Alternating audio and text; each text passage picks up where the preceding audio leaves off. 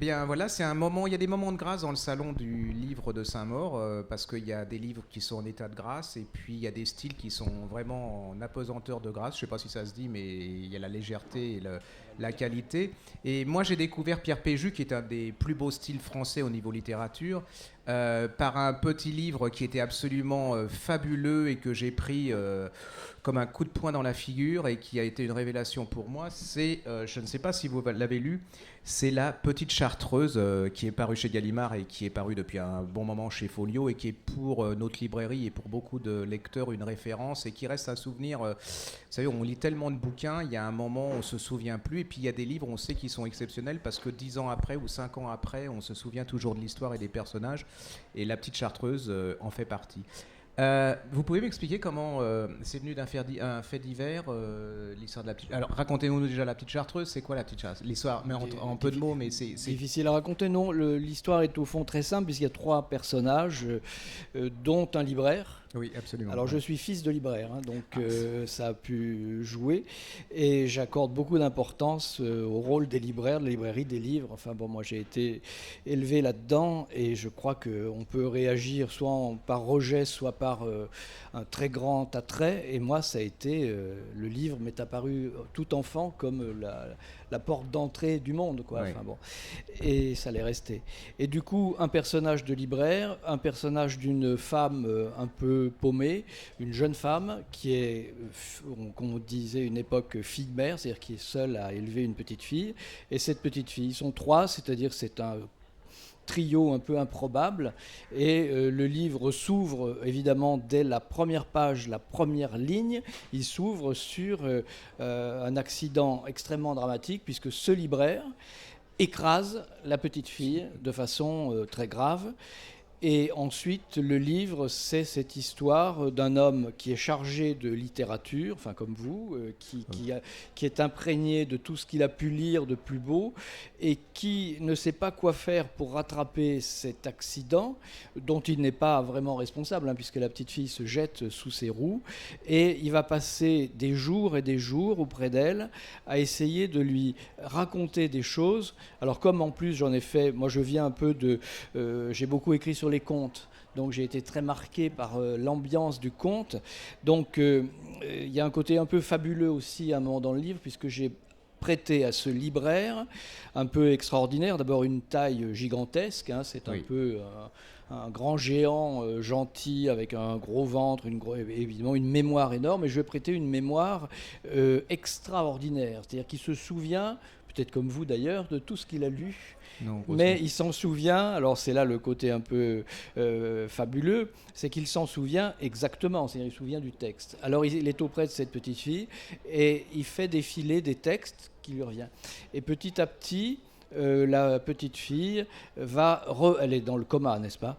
Et donc elle va revenir d'une certaine façon. Alors il y a toute une allégorie, pourrait-on dire, de la magie des mots. Est-ce que la beauté des textes peut faire que quelqu'un qui est de l'autre côté de la vie, en fait, peut revenir à la vie grâce au mot, comme si quelque chose...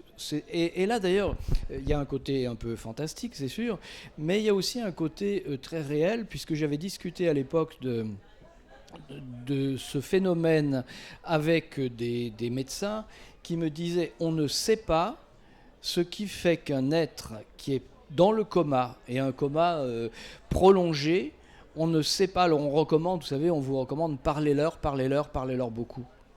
Et on ne sait pas ce qui ramène, quel est le déclencheur. Et ici, j'ai imaginé plusieurs déclencheurs qui viennent de différents textes. Alors les textes sont dans le livre aussi. Caché dans mon texte, il doit y avoir une centaine de titres et d'histoires. Voilà. Je pense qu'il y a peu de gens qui le savent, ça, par contre. Oui, mais c'est pas la peine de le dire, parce que quelquefois j'ai mis des titres qui viennent dans la phrase. Donc il n'y a ni les majuscules ni rien du tout, mais le titre est là, quoi. Vous avez un style superbe. Ça vient d'un jet ou vous réécrivez beaucoup? Vous êtes quelqu'un qui est Non, raturé il faut pas se leurrer. C'est-à-dire que de toute façon, moi, je suis sensible à une musique des textes, une musique des phrases, mais c'est comme dans la composition musicale. Hein, ça ne vous vient. Quelquefois, il y a des moments un peu de grâce, mais ils sont rares. Hein, et la réécriture est essentielle. C'est-à-dire que vous réécoutez ce que vous avez écrit. Et vous le réécoutez jusqu'à ce qu'à un moment donné, vous dites, voilà, c'est ça qui me berce. Et un livre comme ça, vous mettez combien de temps? Ça a mis combien de temps? La petite chartreuse, j'ai mis... vous savez, un livre, dire le temps, c'est presque impossible. Parce qu'au fond, on porte un livre... vous savez, c'est la même chose. On dit porter un livre. Moi, je dis ça comme on dit porter un enfant. Hein, c'est un peu. Mais vous savez, souvent, une jeune femme a l'idée d'un enfant bien avant d'être réellement enceinte. Hein. Et donc, on porte des choses, on porte des idées. Moi, il y avait des choses qui venaient de la librairie, entre autres, des choses qui venaient de la montagne, parce que j'ai découvert, j'en parlais d'ailleurs au déjeuner aujourd'hui, j'ai découvert la montagne de Chartreuse tardivement, quand je suis allé m'établir dans cette région. Enfin, j'ai été nommé là-bas. Et je me suis dit, cette montagne mérite d'être un personnage. Donc la montagne est aussi un personnage. Oui, parce qu'il y a la nature aussi. Hein. Il y a la nature. C'est un passage important, ça. Ce livre est devenu un film magnifique, mais magnifique. La rencontre, elle s'est faite comment? Écoutez, elle s'est faite très vite déjà ou... Non, c'est compliqué parce que c'est vous savez, le cinéma, la littérature, c'est très compliqué. Moi, j'ai découvert aussi ça à cette occasion. Lorsque le livre comme il a eu le prix Inter, il a été pas mal médiatisé. Bon, et donc j'ai eu des propositions. La toute première, en fait, et j'ai bien fait de la refuser, était une proposition d'adaptation télévisée avec une sorte de téléfilm, comme on dit. On disait moins série à l'époque, enfin téléfilm, en 2 épisodes, je crois, c'est ce qu'on m'a proposé. Mais alors, on me demandait d'enlever beaucoup de choses, et c'est fou comme la télévision est un truc, enfin moins maintenant, parce que les séries, il y a une nouvelle inventivité. Mais ce qu'on appelait le téléfilm, c'était quelque chose qui était hyper formaté, calibré. Donc là, j'avais refusé, j'ai eu d'autres propositions de films, et puis j'ai rencontré Jean-Pierre Denis, qui avait fait ce film magnifique qui s'appelle Les blessures assassines, et avec Sylvie Testu qui était superbe dedans. Et du coup, on s'est tellement bien entendu avec Jean-Pierre que moi je me suis dit, si quelqu'un fait le film, c'est lui. Il fera quelque chose de plus exigeant, quelque chose de beaucoup moins grand public, hein, comme on dit. D'ailleurs, ça a fait un peu des soucis pour la fin. Et je vous les raconterai. Mais en fait, bon. Et du coup, il a eu tout de suite comme acteur Olivier Gourmet, qu'on voit beaucoup maintenant dans des rôles très forts. Olivier Gourmet qui a joué le libraire. Ce libraire. Voilà. Marie-Josée Croze, qu'on voit aussi beaucoup, qui a fait La jeune femme. Et une délicieuse petite fille qui a été... il y a eu un casting et du coup, ça a bien fonctionné. Vous avez fait le scénario ou vous avez... Non. Gallimard a vendu les droits. Simplement, comme je m'entendais bien avec Jean-Pierre, il m'a posé beaucoup de questions. Donc vous avez eu un droit de regard, quoi, quand même. Non, pas vraiment un droit de regard, mais j'étais présent. Et puis, quelquefois, il me demandait des choses. Je lui donnais enfin, non pas des idées, mais enfin, je lui donnais quelques...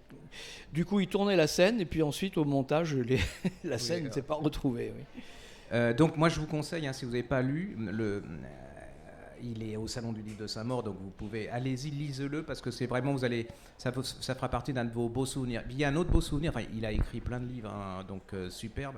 Mais c'est un des choses que j'avais beaucoup aimé aussi, c'est Naissance de Pierre Péju. C'est aussi beau que la couverture. Et c'est 3 naissances différentes, c'est 3 visions de l'enfant, de la femme et tout.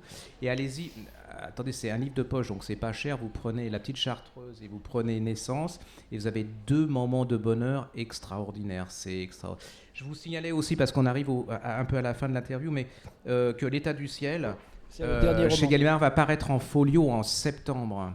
Donc, loupez pas. Vous avez, mais vraiment, bon, pour le découvrir, c'est vrai que ces 2-là sont exceptionnels, mais les autres, ça veut dire, on sous-entend que les autres sont moins. Non, c'est autre chose. Hein, donc, et lisez tout. C'est tout en folio.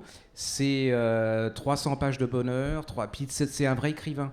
Je veux dire, c'est pas forcément un journaliste qui écrit comme on a beaucoup. C'est quelqu'un qui aime les mots, c'est quelqu'un qui aime les histoires, c'est quelqu'un qui donne beaucoup.